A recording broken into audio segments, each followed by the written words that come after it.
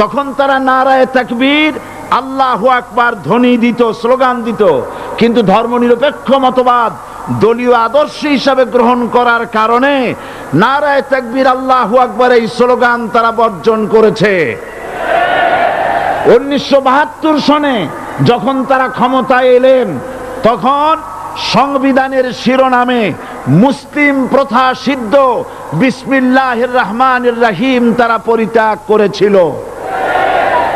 সমস্ত বিশ্ববিদ্যালয়ের মনোগ্রাম থেকে ইকরা বিসমি রব্বিকাল্লাযী খালাক রব্বি জিদনি ইলমা এটাকে তারা বাদ দিয়েছিল। সলিমুল্লাহ মুসলিম হল এই নাম থেকে মুসলিম শব্দ বাদ দিয়েছিল। নজরুল ইসলাম কলেজের নাম থেকে ইসলাম শব্দ বাদ দিয়ে শুধু নজরুল কলেজ করেছিল। এগুলি অসত্য না সত্য?